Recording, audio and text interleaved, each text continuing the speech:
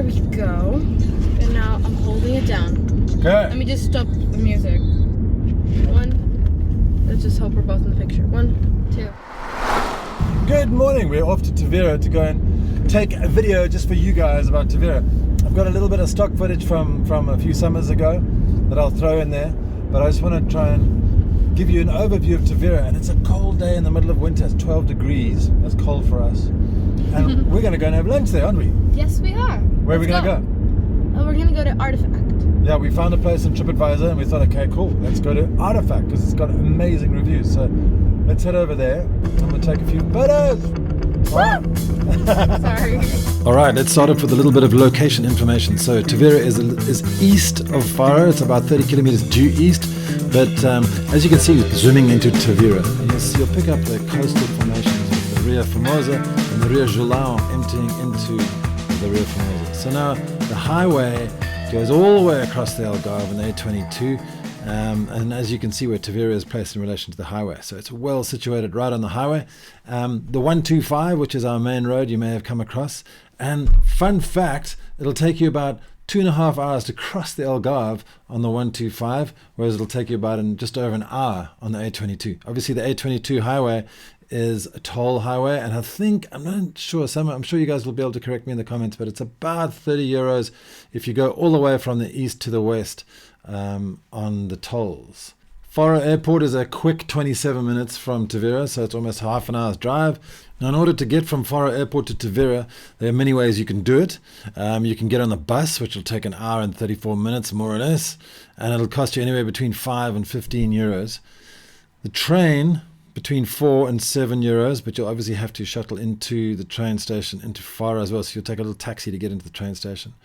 A taxi from Faro Airport all the way to Tavira set you back between 40 and 55 euros.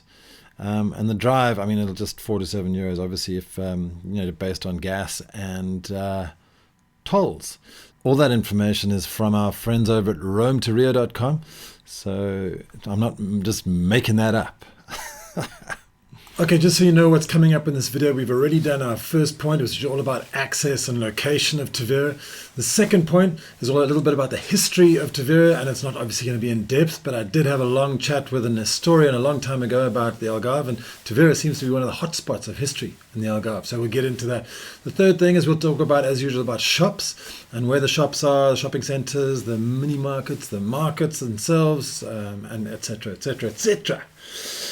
The fourth thing I want to talk about are local attractions and mainly beaches and what you can, but more from a perspective of what are you going to do if you actually live in Tavira, not if you're a tourist and coming there for a day, you got to go to this and see this and this and this and this. But hey, if you're living in a place, it's always nice to be a tourist for a day as well. You can get to experience what it's like.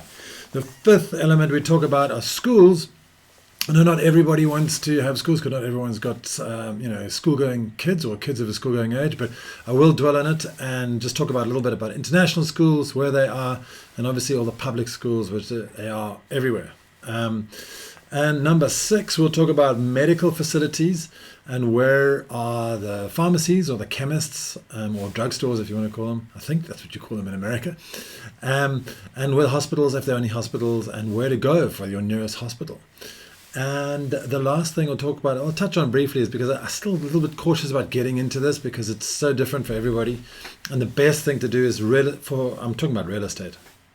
The best thing for you to do if you're looking for a house is to go and speak to a real estate agent. And like I always say, I've got tons of contacts and I can refer you if you get in touch with me via email. But we're talking a little bit about the housing sort of overview of Tavira and what's going on down there. So let's get into it. People have lived here in the Algarve since Neolithic times, but now the first real visitors who came along were the Phoenicians, and they arrived in 600 BC, and their whole mission was to trade all the way around the Mediterranean, and they stayed in Portugal for about 200 years. But now, why on earth would they choose Tavira as their base? So they were cruising along and they saw a natural harbour, and they're also looking on the lookout for metals and minerals. So they made an encampment, and then quite a bit later, the Carthaginians apparently chased them out, and they, in turn, were chased out by the Romans. So now Balsa was one of the largest Roman settlements in the whole Iberian Peninsula, which is a town just west of Tavira. It's not actually Tavira itself, and you can find a lot more information about that as I said, in the Algarve History Association. In 700 AD, the Arabs invaded the whole of the Algarve, and they ruled until 1249 when the Christians arrived and kicked them out. So there's a considerable amount of Arabic history. They built Silves, Lule, and also you can find a lot in Tavira. But later on, during the Arab rule, Tavira actually became almost independent of the Arabs because there was a nest of pirates that grew here. So there's lots of interesting information, and there's a Roman bridge that spans the river Gilau, which is not actually a Roman bridge. It was actually built by the Arabs in 1100, and then it was reinforced later, I think in around 17 or 1800, somewhere around there. So it's actually not Roman bridge, but there's a whole story behind that too. So as you can see, Tavira has a rich history, and it's definitely well worth delving into. If you walk around the town, and you can do some research beforehand, look on the Algarve History Association website, and read books all about it. There's tons of stuff to read. Go to the museums, and you can entertain yourself for hours understanding what went on in Tavira, because it's quite a rich, long history.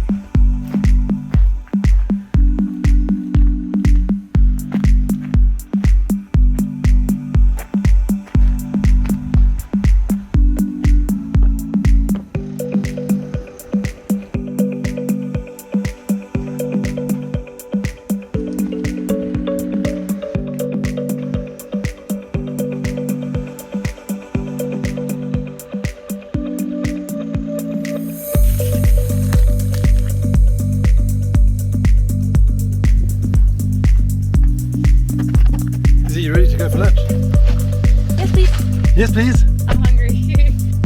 Izzy, are you cold and hungry? Yeah.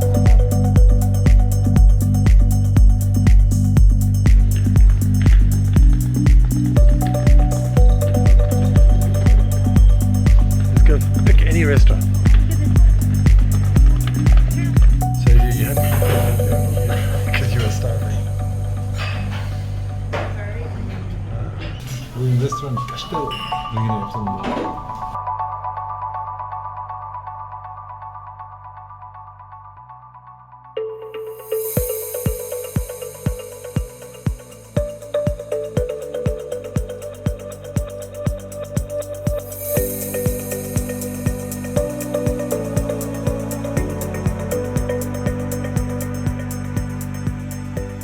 Okay, great. Let's head over to Tavira and look for some shopping.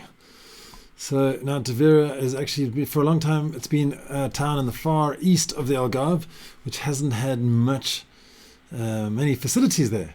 But now you can have anything you want, because they built a massive shopping center right over here, and it's called the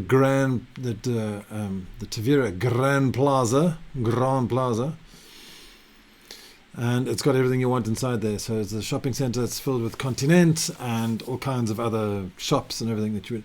When it was first built, it was quite a bit of a problem. Nobody thought it was going to happen. They really thought it was going to destroy all the business inside Tavira.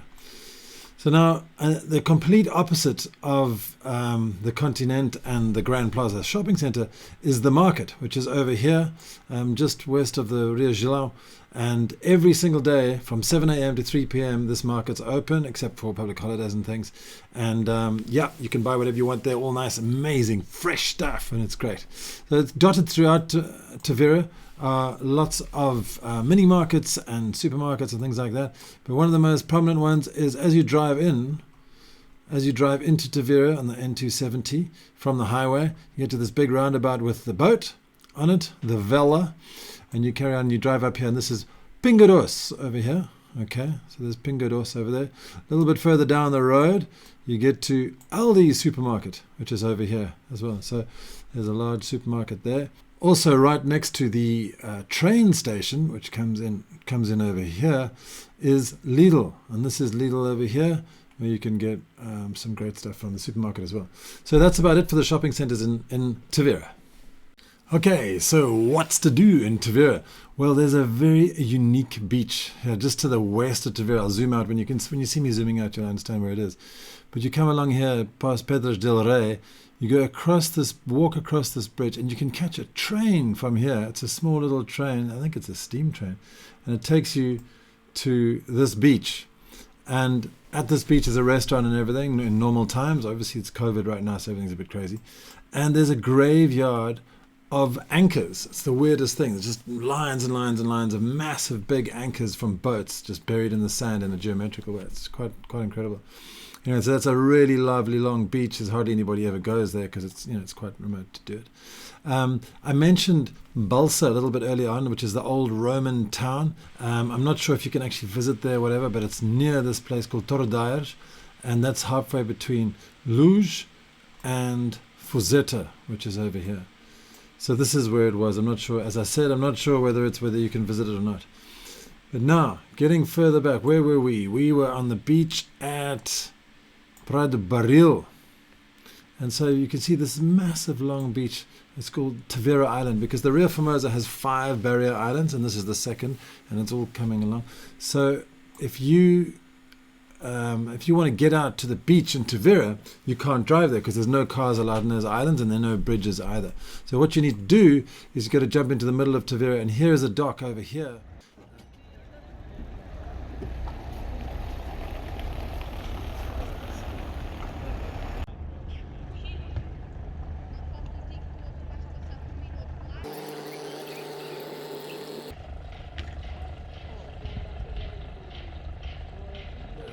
And you can catch a ferry from here, somewhere along here, one of here, all the way down to the island. So what you'll do is you'll go all the way along the river Gilão, and it'll park on the island over here. Alternatively, you can drive all the way down to Quatro Águas, maybe? Yeah. And the ferry will leave from this pier over here. I think that's a ferry right there. So you can park your car over here, over there, and then nice restaurants down there too, actually. There's a hotel over here as well. There's also another little beach that you can actually drive to. So if you go past the shopping center, which is over here, and you drive out along here, all the way along here, following signs to the Vila Galé Albacora, which is an old fishing village and is now a hotel.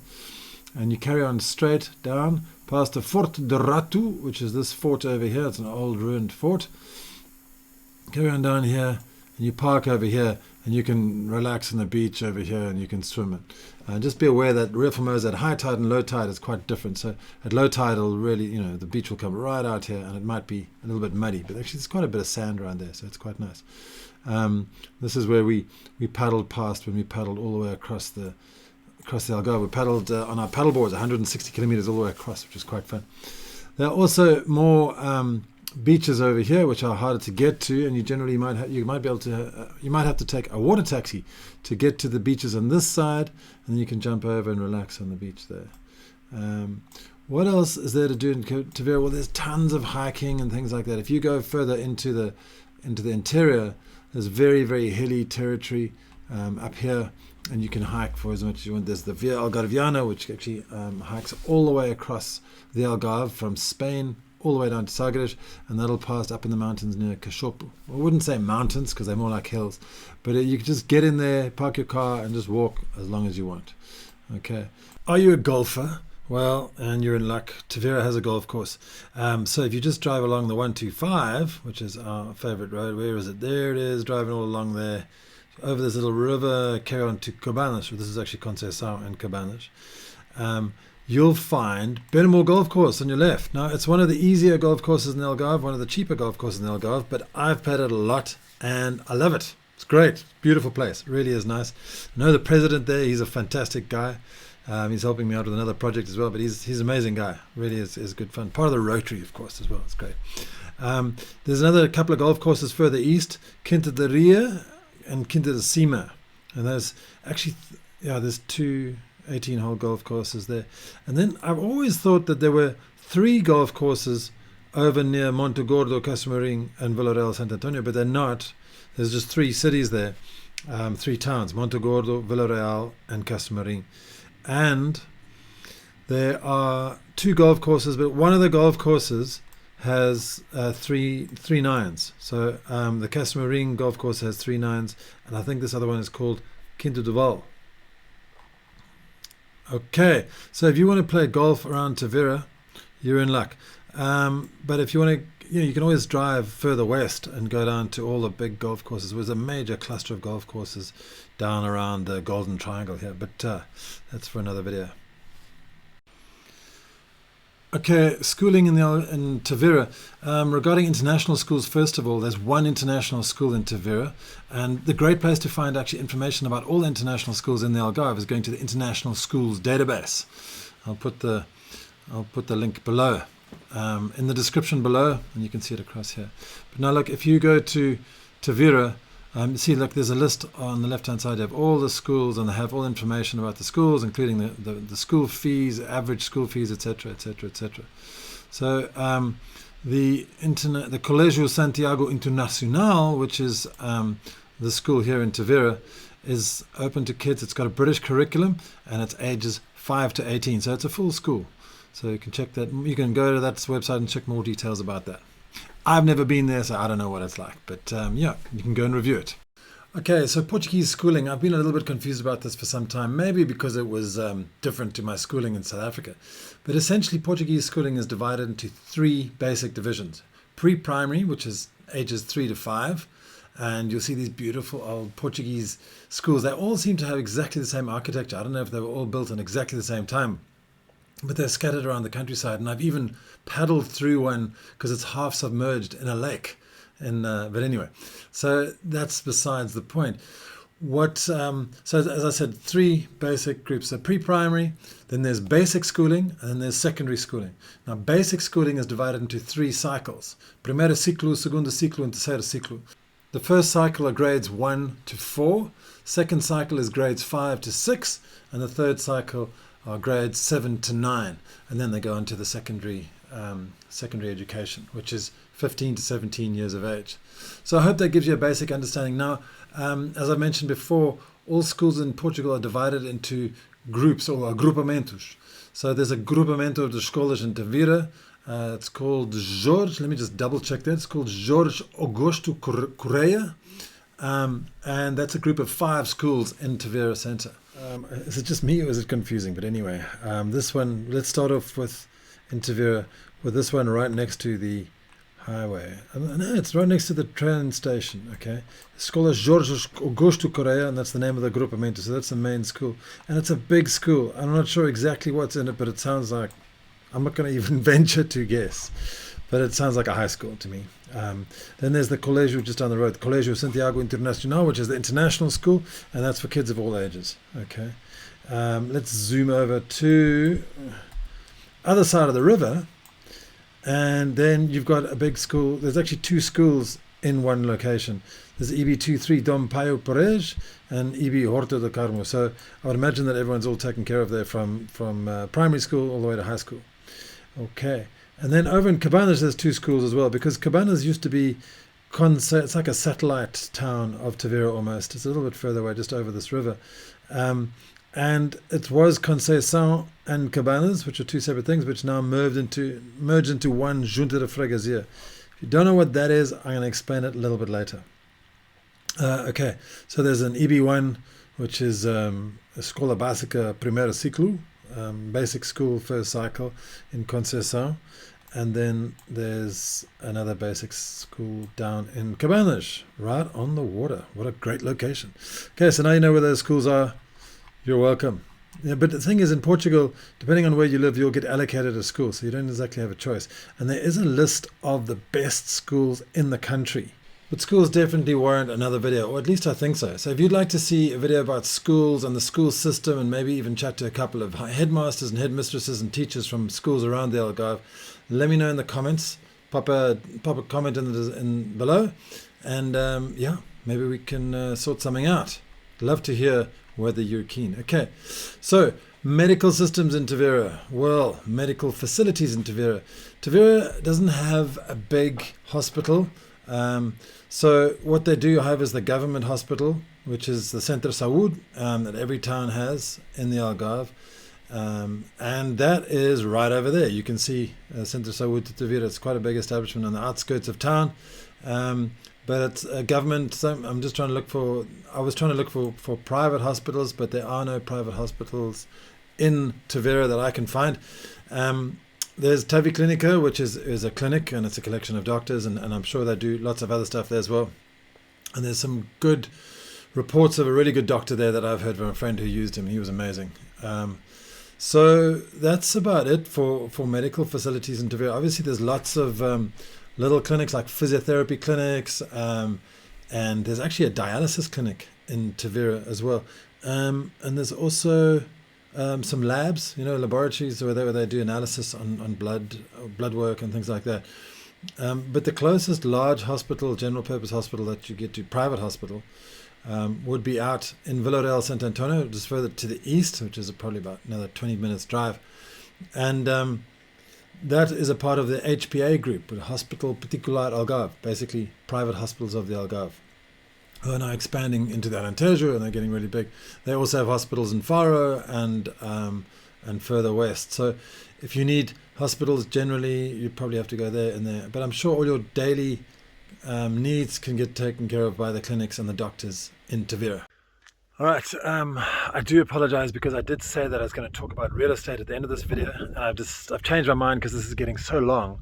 So I'm thinking of doing another video all about real estate in particular in the Algarve, and maybe chatting to some professionals in the real estate industry. So, but if you do have any questions about real estate in Tavira and around, so jump onto algarveaddicts.com, drop your email in, and I'll automatically forward you a relocation sheet, which has got a lot of great information. And if you still need some help, email me, and I'm doing private consultations now, thanks to Matt, one of my followers who's signed up for a. He asked me if I could do a 45-minute consultation, which is great. So, and it went really well, and I loved it. So I'm going to do that for everybody now. I have a calendar. All the information is down in the description that you can sort out. Just the one last thing is just keep subscribed, because I'm going to be making a lot more of these videos, and I'm really enjoying this. I'm loving the feedback from all of you guys around there, from far afield as Rotorua in New Zealand, and all the way across the States, San Diego, everywhere. So thanks again, everybody, for following, and all you guys up in the UK and down in South Africa. Thank you so much for following. I really appreciate it. All right, see you later.